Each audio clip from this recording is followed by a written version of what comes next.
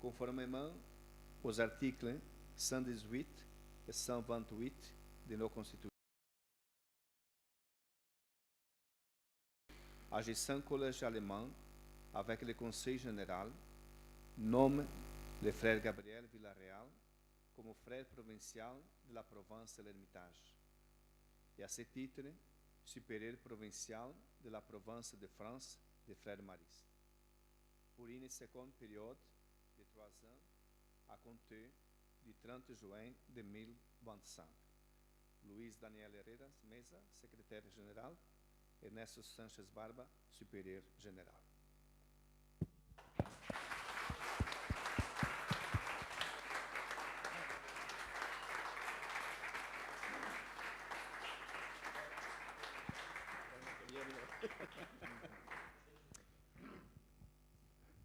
So, I'd like to first of all give you all the warm regards of Ernesto. Ernesto apologises for not being with you these days, as he is in Mediterranean, accompanying them on their chapter with Brother Ben Consigli, the other Link Councillor for Europe. He has sent a small token of his regards to Gabriel, a small present, so I would like now to present that to Gabriel on behalf of Ernesto and the Council.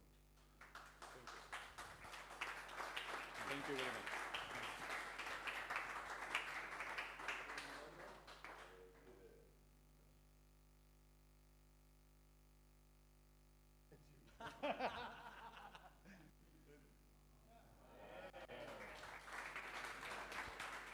Je lui ai demandé si c'était moi qui était affiché sur la table.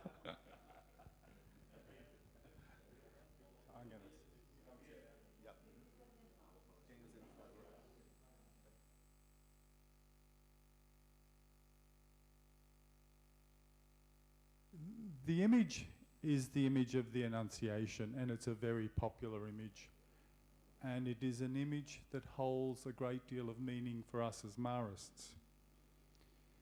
And yesterday afternoon, after Gabriel and Javi asked me to say some words this morning, I was a little bit nervous. I've never spoken as Vicar General before. So this is my first time for doing this, and maybe my last. So, you know, I'm not sure whether you are lucky or privileged or if you are the guinea pigs. I don't know how to translate guinea pigs, sorry. But the Annunciation is full of meaning for us as Marists.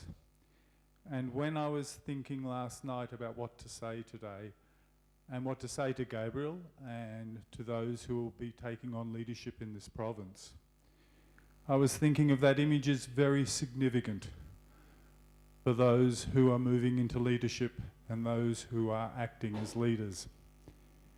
The first thing that always strikes me in that image is the image of listening.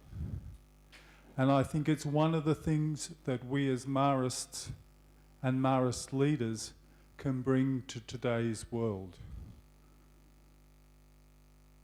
Recently, so many things are happening in the world that are just unexpected, unprepared for. Just in recent times, with the wars that have been happening, even in our own council, people have had to change flights because all of a sudden flights are being cancelled, going through Qatar and places like that, because now people are bombing Qatar. So I'm thinking of Gabriel taking on a position of leadership, the need to listen, the need to have deep listening. And I think it's something that we as Marists can offer the world. And we as Marists who are moving into leadership can offer the world, can offer each other the capacity to listen deeply with a sense of faith. And so Mary at the Annunciation was a woman who listened deeply with a sense of faith. She listened and it turned her world upside down. We are living in a world that is being turned upside down in many ways. So I want to thank Gabriel for his generosity in taking on this role in a world that is being turned upside down. Right? In a world that really needs leaders who can listen deeply, who can discern, and can do it with eyes of faith. And I think that's something that Gabriel brings to his role of leadership. So, in presenting the Annunciation this morning to him, I wish him all the best in his leadership. We at the General Council will continue to pray for him, right, at this time. So thank you, Gabriel.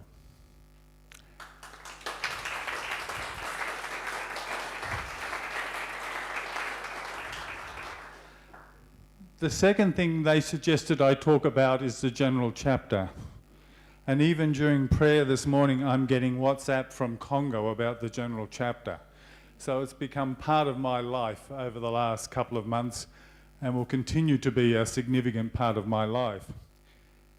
Having said that, being in this place as we talk about the General Chapter is significant. It's from this place that we started the discernment for its General Chapter. The logo is really based on Champagne's room and looking through the window of Champagne's room and trying to put ourselves in the mind of Champagne as he looked through that window, as he heard the Gier River, right, and as he thought about the future of Marists throughout the world.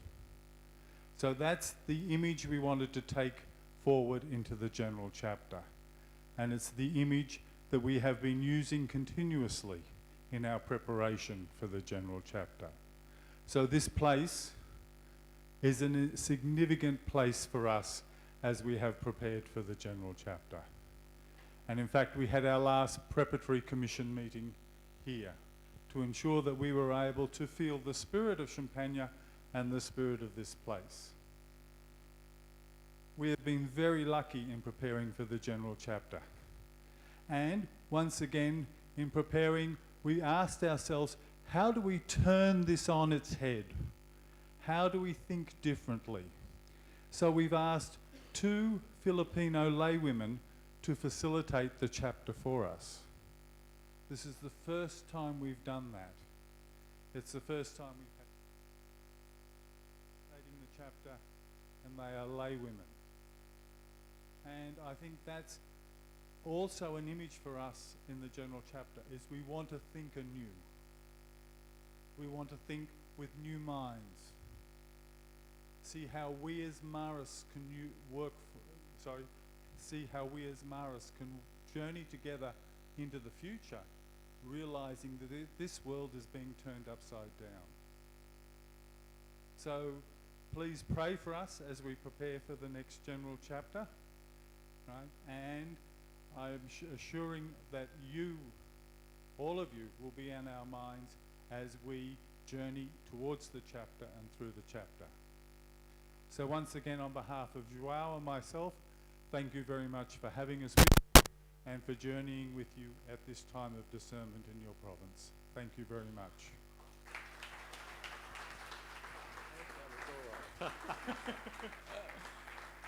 Thank you. Thank you, Ken, for your words and your support, and for being with us this week. Thank you. Ok. Je voudrais profiter aussi de ce moment pour, en fait, sur l'écran, vous avez repéré que on dit chapitre l'Ermitage Europe Centre-Ouest. Et ça, c'est bien une nouveauté. C'est pour la première fois que on est ensemble, l'Ermitage et le district Europe Centre-Ouest, pour célébrer un chapitre. Il y a quelques jours, on a annoncé, on a communiqué la nomination d'un supérieur du district, frère Brendan Gurry. Et je vais profiter aussi de ce moment-là pour lui dire un grand merci et pour sa générosité. Thank you, Brendan, for your availability and generosity. Thank you very much.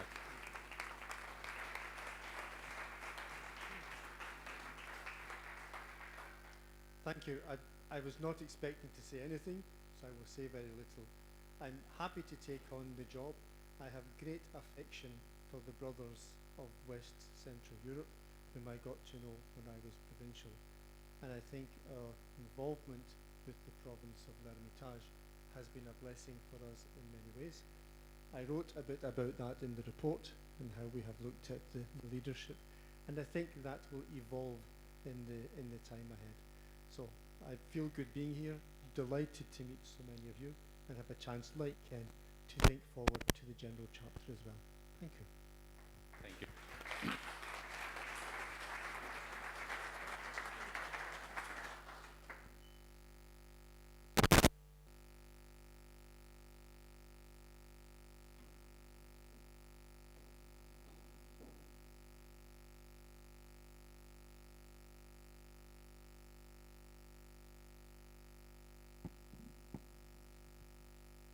Voilà, donc en ce moment-là, je peux vous dire que c'est avec une grande gratitude et espérance que nous nous retrouvons aujourd'hui au début de ce chapitre, l'Hermitage Europe Centre-Ouest, sous le thème qui nous accompagne et qui nous inspire. On a bien chanté Pèlerin d'espérance.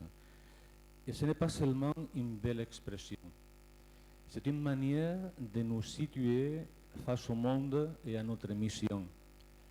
Ce n'est pas qu'un grand titre, c'est une attitude de vie.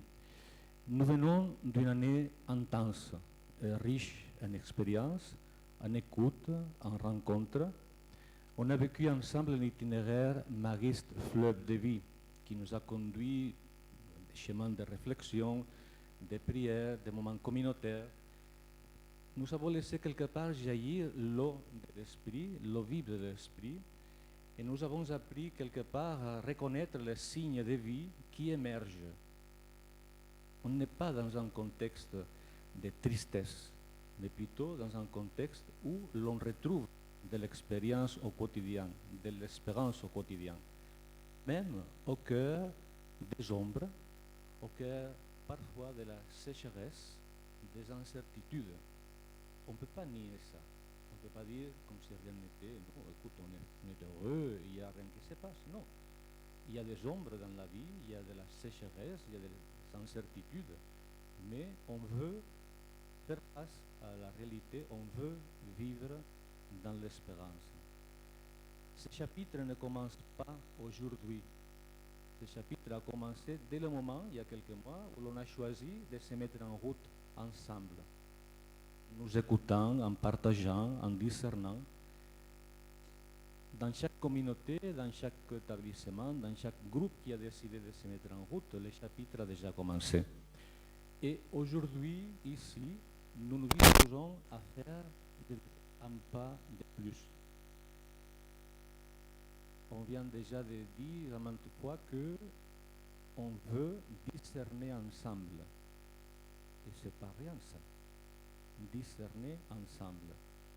Écouter avec le cœur, pas que avec nos oreilles. Écouter avec le cœur. Nous laisser surprendre par la nouveauté de l'esprit. Et ça, c'est bien une attitude. Ce n'est pas quelque chose d'intellectuel. Je pense que le micro va défaillir. Nous vivons une année très spéciale. Oui. Nous célébrons les 200 ans de la maison de l'Hermitage. Et cette maison n'est pas seulement une construction en pierre, ça on l'a bien compris. Cette maison est un symbole vivant de notre identité, de notre enracinement. C'est le lieu où Marcelin et les premiers frères ont rêvé d'un avenir différent pour les enfants, pour les jeunes et les femmes. Et aujourd'hui, nous sommes héritiers de ce rêve, sommes continués de bâtir. L'Hermitage est quelque part un lieu de mémoire vivante, mais aussi d'une voix. L'Hermitage nous parle encore 2 siècles plus tard.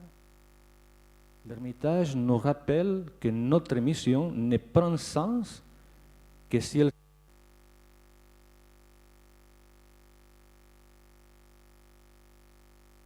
figé dans le passé, mais plutôt de s'ouvrir à l'avenir, bien enraciné dans nos origines.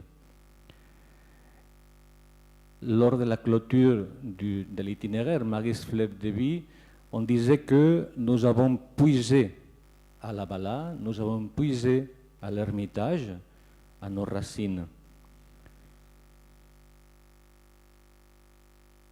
Okay. En célébrant les 200 ans de l'Ermitage, nous sommes aussi appelés à nous interroger comment garantir la continuité, comment garantir la vitalité du charisme dans un contexte de diminution des vocations et de vieillissement des frères. Peut-être c'est l'une des questions qu'on doit se poser dans ces discernements qu'on souhaite faire ces jours-ci. Comment garantir la continuité et la vitalité du charisme dans un contexte de diminution des vocations et de vieillissement des frères. Cette mémoire vivante, l'Ermitage, nous pousse à transmettre, à renouveler, à inventer. Et je ne dis pas reproduire le passé, mais plutôt être ouvert à inventer. Être pèlerin d'espérance signifie marcher. Être pèlerin, ça veut dire ne pas rester immobile. Être pèlerin veut dire ne pas s'installer. Et cela veut dire avancer. Et bien souvent, je dirais presque toujours, sans avoir toutes les réponses. Parfois, on dirait qu'on attend à avoir toutes les réponses, et ça n'existe pas. Avancer sans avoir toutes les réponses, mais avec la confiance en Dieu, en sachant que lui, il nous précède. Le pape François nous disait que nous ne sommes pas des chrétiens par habitude, mais pèlerins dans la foi, appelés à aller de l'avant, à sortir de nous-mêmes, à chercher Dieu dans chaque visage, à chaque carrefour de la vie. Et cette espérance n'est pas naïve. C'est l'expérience, je dirais, lucide et courageuse, qui sait voir les difficultés. On ne peut pas les nier. On ne peut pas passer à côté des difficultés. Elles sont là. Mais c'est une espérance qui choisit d'y répondre avec foi, avec fraternité, avec engagement. C'est l'espérance qui nous fait quelque part constructeurs d'avenir, semeurs de vie, témoins de l'Évangile. Ce matin, nous avons apporté tous des graines de notre terre d'origine, à peu près. Ces graines sont le signe de ce que nous voulons s'aimer. Confiance, engagement, vision, communion. Ces graines sont aussi le symbole d'un avenir que nous ne verrons peut-être pas, mais que nous préparons avec foi. Vous voyez bien, on n'a pas toutes les réponses et peut-être on ne verra pas les résultats. Mais dans l'espérance, on veut avancer ensemble. Être pèlerin d'espérance, c'est aussi oser poser des questions difficiles. On a la chance on vient de dire qu'on ne doit pas avoir toutes les réponses. Mais quand même, on doit oser se poser des questions difficiles. Par exemple, comment renforcer la présence et le rôle des jeunes dans la mission mariste? Comment renforcer la présence et le rôle des jeunes dans la mission mariste? Une bonne question, ce serait qu'est-ce que l'on comprend par jeune? Où est-ce qu'on met la barre? Mais les jeunes, ce sont les jeunes. Comment faire des droits des enfants un axe transversal de toute notre mission? Ce n'est pas quelque chose d'accessoire. Comment en faire l'axe transversal, le pilier? Ces questions, comme tant d'autres, ne sont pas des obstacles. Ce sont des appels à la créativité et à l'engagement. Ces jours-ci, j'espère qu'il y aura beaucoup de questions difficiles, même si on n'a pas toutes les réponses. Je pense qu'on fera un bon discernement ensemble ces jours-ci si on est capable de formuler des questions difficiles. Ne craignez pas, ne craignons pas de ne pas avoir toutes les réponses. Ce chapitre, c'est aussi une opportunité privilégiée, je dirais, pour vivre la synodalité que nous propose tant l'Église. Le pape François nous rappelait que le chemin de la synodalité est celui que Dieu attend de l'Église du 3e millénaire. Et nous sommes, quelqu'un disait, une congrégation communautaire. On croit beaucoup en la famille, en la communauté, au rôle de chacun, à la voix de chacun. Nous ne venons pas ici seulement pour prendre des décisions. Nous venons pour nous écouter profondément, pour laisser la parole et la réalité nous interpeller pour discerner. Et nous voulons le faire de manière communautaire, ce que l'Esprit nous demande aujourd'hui. Durant ces jours, laissons-nous guider par, je dirais, 3 attitudes fondamentales. La première, l'écoute profonde. Écouter vraiment ce que dit l'autre, ce que dit l'Esprit, ce que dit la réalité. Deuxième attitude, le discernement communautaire. Chercher ensemble la lumière dans une sagesse partagée. Et troisième attitude, l'audace de la foi. Ne pas nous laisser piéger par la peur ou le confort, mais oser des pas nouveaux. Donc, écoute profonde, discernement communautaire et l'audace de la foi. Ce discernement communautaire nous invite à approfondir des pistes pour l'avenir. J'insiste beaucoup aujourd'hui sur la question d'oser se poser des questions. Par exemple, concernant le développement des leadership partagés et charismatiques, le développement des communautés mixtes, intergénérationnelles, point d'interrogation. La mise en œuvre effective de la politique de protection de l'enfant, qu'on vient de dire. Le renforcement de la pastorale des jeunes et des vocations. La valorisation des lieux maristes comme des centres vraiment de rayonnement du charisme. Ce sont des questions ouvertes. Nous sommes une communauté diverse, on la constate. Une communauté très diverse, riche en culture, en expérience, en sensibilité. Et cette diversité, à mon sens, n'est pas un obstacle du tout. Cette diversité n'est pas un obstacle. C'est plutôt une richesse. Cette diversité nous enrichit, nous défie aussi. C'est pas simple. Et cette diversité nous fait grandir, tous. Nous, frères maristes, nous ne sommes pas des gestionnaires d'institutions. Nous sommes des artisans du royaume. Moi, c'est notre vocation. Nous sommes des hommes et des femmes debout, porteurs d'une espérance lucide et courageuse. Et c'est précisément dans cette diversité que nous pouvons vivre la fraternité véritable, celle qui n'est pas de l'uniformité, mais de l'amour partagé. Encore des questions. Cette diversité nous appelle à une gouvernance adaptée.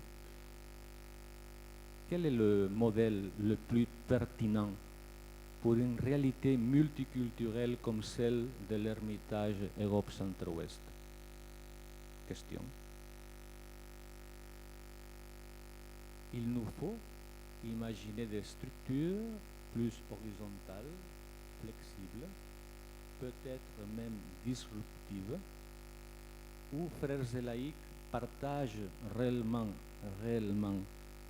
la responsabilité des questions.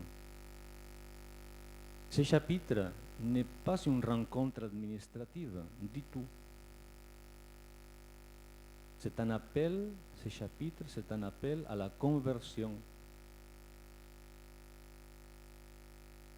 C'est un appel à nous laisser transformer par l'esprit, à ouvrir des chemins nouveaux, à rêver avec audace.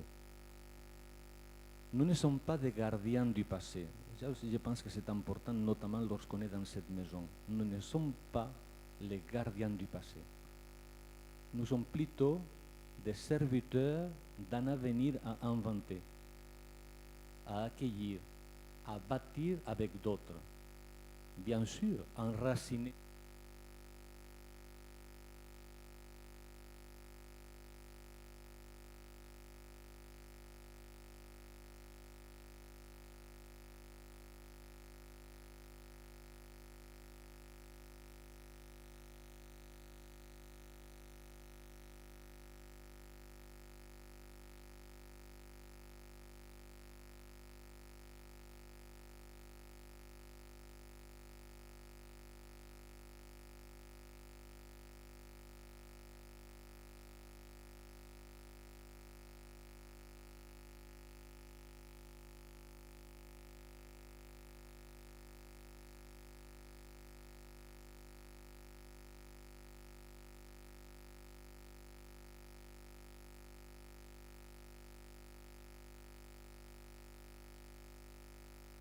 Comment accompagner les vocations maristes dans un contexte de décroissance?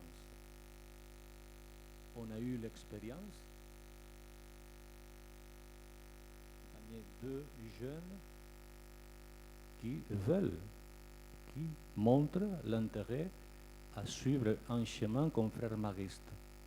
Comment les accompagner vraiment dans un contexte de décroissance? Quels investissements, quels partenaires pour assurer la viabilité, la durabilité à tout niveau, économique, de gouvernance, d'organisation, des œuvres maristes. Pas que des écoles, des œuvres maristes. Toutes les œuvres qui existent aujourd'hui dans la province et les districts. Comment rendre la pastorale des jeunes significative pour les nouvelles générations? On vient de parler des jeunes, où est-ce qu'on met la barre? Toutes ces expressions pour nous dire faisons attention. Comment rendre la pastorale des jeunes significative pour les générations d'aujourd'hui? Il est temps d'oser des formats nouveaux, des expériences immersives, des communautés temporaires, d'une présence numérique forte. Ce sont des questions. Mais il faut oser. Nous commençons ce chapitre avec confiance. Non parce que nous n'avons pas toutes les réponses, mais parce que nous savons que l'espérance est plus forte que la peur. Donc, peu importe si on n'a pas toutes les réponses.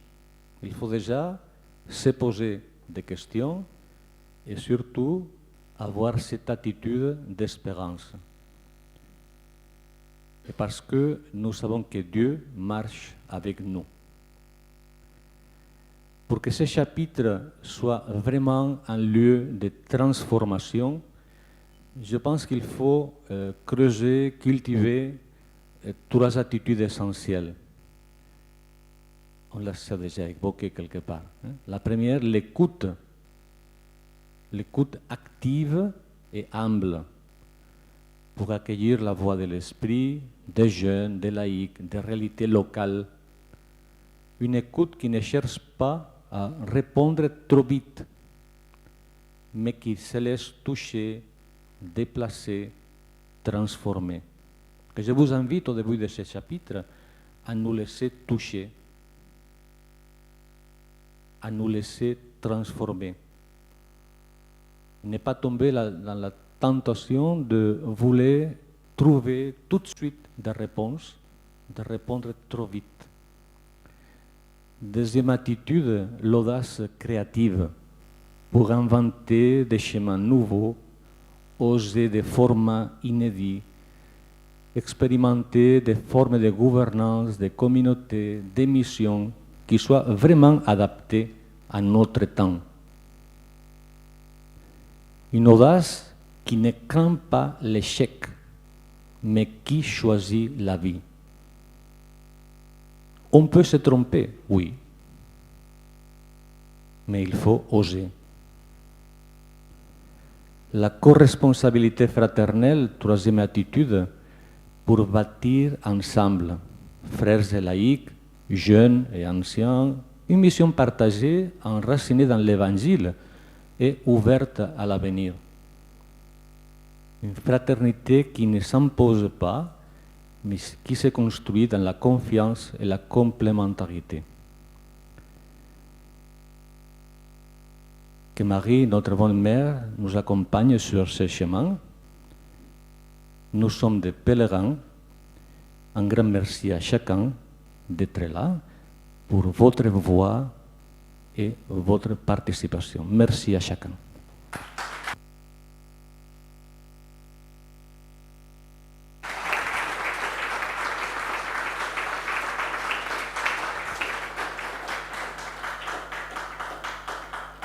Avant de partir pour la pause, comme on a parmi nous de bons musiciens, poètes, tout, ils nous ont proposé un chant.